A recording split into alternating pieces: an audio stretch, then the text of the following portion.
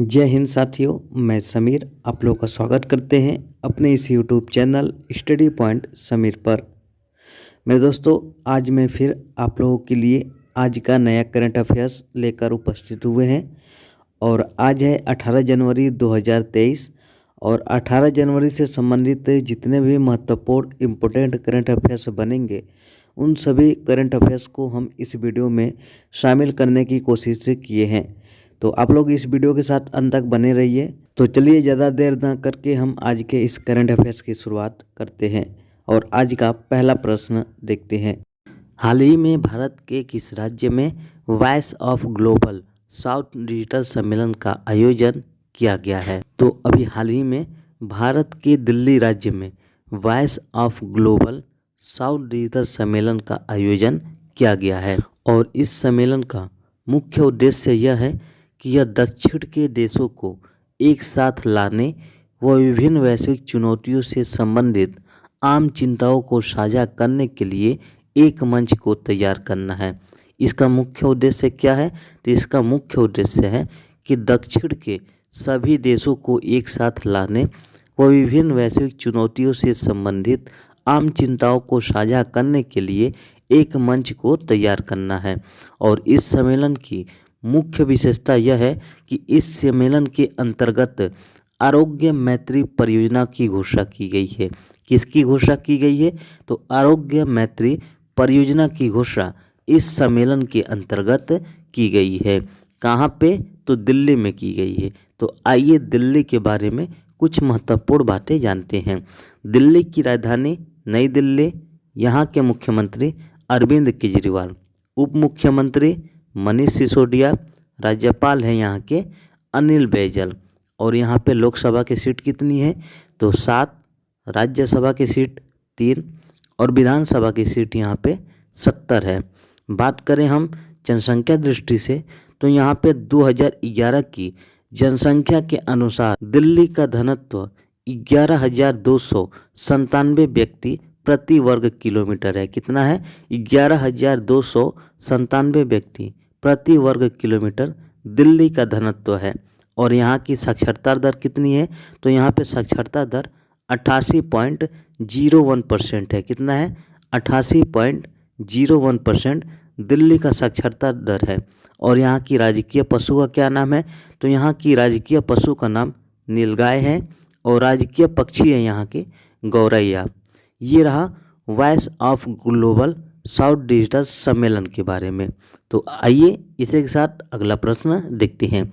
अगला प्रश्न है, हाल ही में भारत और किस देश के बीच युवा पेशेवर योजना को शुरू किया गया है? आपको बताना है कि हाल ही में भारत और किस देश के बीच युवा पेशेवर योजना को शुरू किया गया है? तो अभी हाल ही में भारत और यूके के बीच युवा पेशेवर योजना को शुरू किया गया है। किसके बीच? तो भारत और यूके के बीच युवा पेशेवर योजना को शुरू किया गया है। और इस योजना का नाम क्या रखा गया है? तो इस योजना का नया नाम UK India young professional scheme रखा गया है। क्या रखा गया है? UK India young professional scheme रखा गया है। और इस योजना की घोषणा कब की गई थी? तो इस योजना की घोषणा विदेश मंत्रालय के द्वारा की गई थी। कब की गई थी? तो 16 जनवरी को की गई थी। किसके द्वारा? विदेश मंत्रालय के द्वारा 16 जनवरी को की गई थी। और विदेश मंत्रालय ने 15वें Bharat UK foreign office consultation यानी FOC की बैठक में इस योजना की घोषणा की है। किसकी की है? तो युवा पेशेवर योजना की है। कब? तो 15वें Bharat UK foreign office consultation यानी कि FOC की बैठक में अभी हाल ही में की है। और इस योजना को अभी हाल ही में भारत में संपन्न किया गया है। कहाँ पे?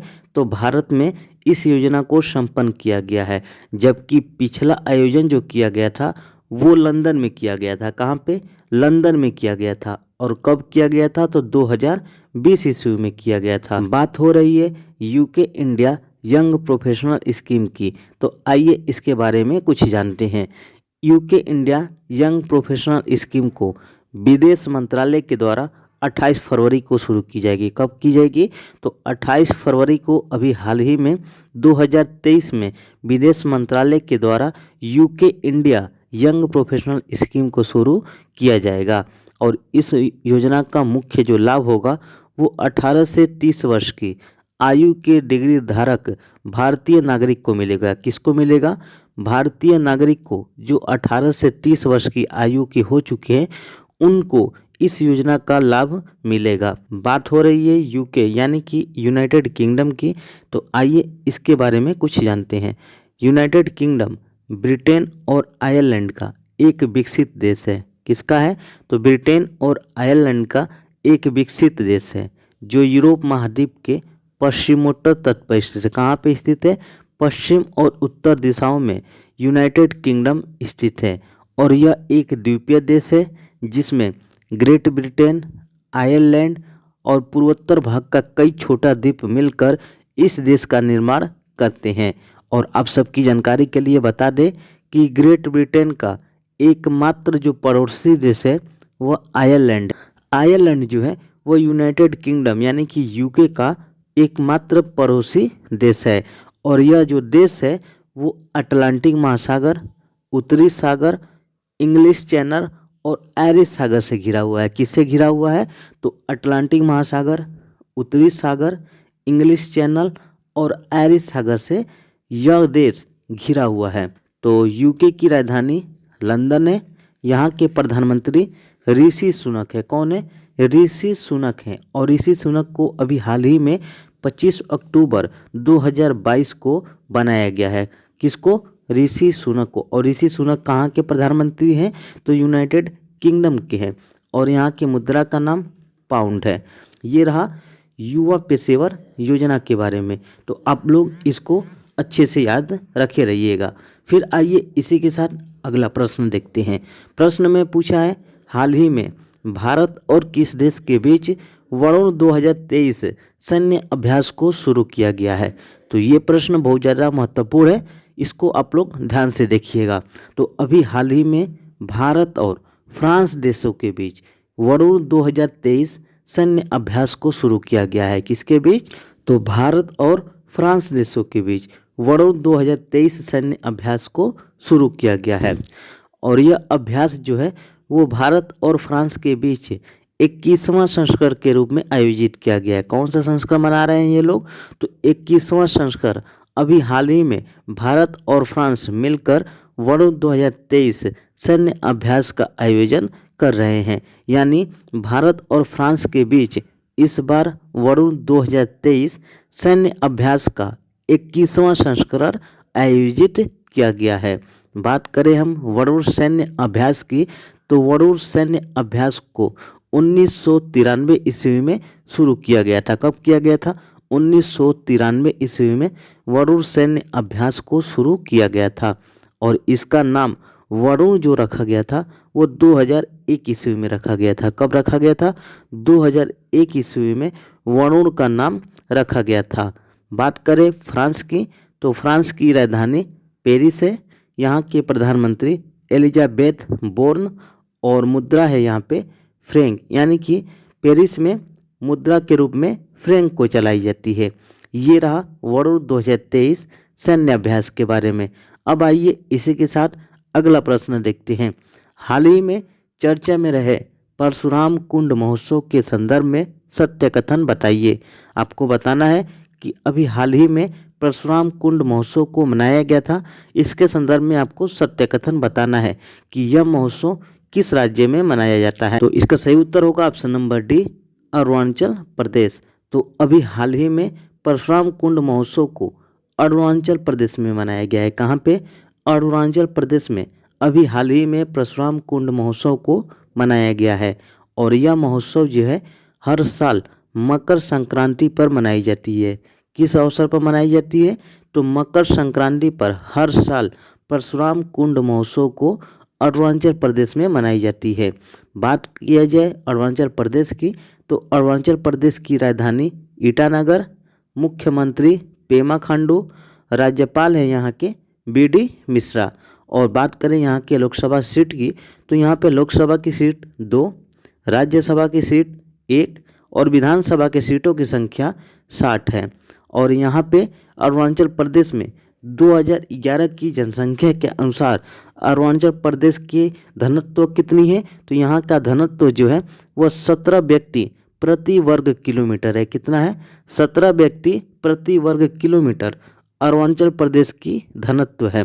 और यहाँ पे साक्षरता दर कितना है, तो यहाँ का साक्षरता दर 66.95% है। कितना है?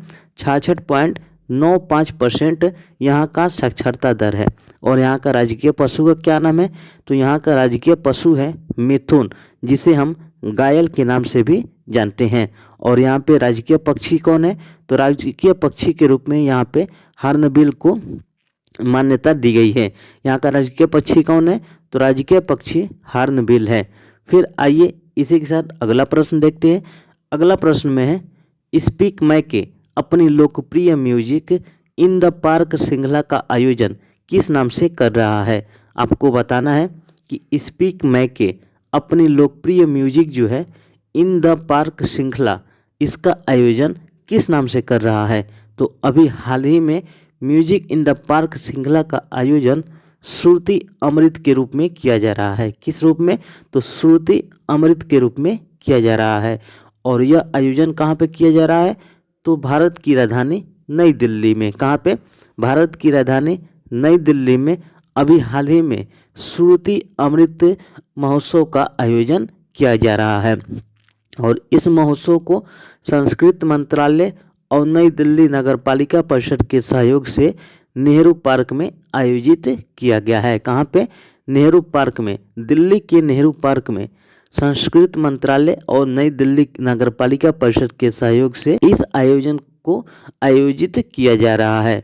बात करें हम स्पीक मैके की, तो इसका पूरा नाम the society for promotion of Indian classical music and culture amongst youth है। क्या है? The society for promotion of Indian classical music and culture amongst youth है। और इसकी शुरुआत कब की गई थी, तो इसकी शुरुआत 1977 ईस्वी में की गई थी। ये है म्यूजिक इन द पार्क श्रृंखला श्रुति अमृत के बारे में। फिर आइए इसी के साथ अगला प्रश्न देखते हैं। हाल ही में किस पहचान पत्र को सिंगल बिजनेस आइडेंटिफायर के रूप में बनाया जाएगा। आपको बताना है कि हाल ही में किस पहचान पत्र को सिंगल बिजनेस आइडेंटिफायर के रूप में बनाया जाएगा। तो इसका सही उत्तर होगा option number A, pan card. अभी हाल ही में पैन कार्ड को सिंगल बिजनेस आइडेंटिफायर के रूप में बनाया जाएगा।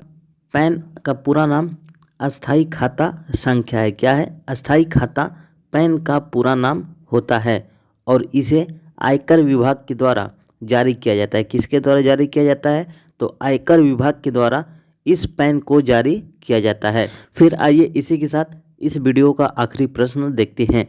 और इस प्रश्न में पूछा गया है कि हाल ही में भारत के किस राज्य में यूनेक्स सनराइज इंडिया ओपन 2023 का आयोजन किया जाएगा। आपको बताना है कि हाल ही में भारत के किस राज्य में यूनेक्स सनराइज इंडिया ओपन 2023 का आयोजन किया जाएगा। तो अभी हाल ही में भारत के दिल्ली राज्य में, कहाँ पे? भारत के दिल्ली राज्य में यूनेक्स सनराइज इंडिया ओपन 2023 का आयोजन किया जाएगा। और इसका आयोजन 17 से 22 जनवरी 2023 तक किया जाएगा। कहाँ पे? तो दिल्ली में 17 से 22 जनवरी 2023 तक यूनेक्स सनराइज इंडिया ओपन 2023 का आयोजन किया जाएगा। और इसकी शुरुआत कब की गई थी? तो इसकी शुरुआत 2008 ईस्वी में की गई थी। कब की गई थी? 2008 ईस्वी में की गई थी। ये रहा यूनेक्स सनराइज इंडिया ओपन 2023 के बारे में। आप लोगों को ये वीडियो कैसा लगा? मुझे आशा है कि आप लोगों को ये वीडियो अच्छा लगा होगा। अगर ये वीडियो आपको अच्छा लगे तो प्लीज़ लाइक करें, शेयर करें। और जो भी मेरे साथी अब तक इस चैनल को सब्सक्राइब नहीं किए हैं वो सब्सक्राइब कर लें और साथ में बेल आइकन की घंटी को भी दबा लें, ताकि हमारे द्वारा जो भी वीडियो अपलोड किया जाए उसका नोटिफिकेशन आपके पास सबसे पहले पहुंच जाए। तो आज के लिए बस इतना ही। फिर मिलेंगे एक नई वीडियो के साथ। तब तक अब मुझे आज्ञा दीजिए। जय हिंद, जय भारत।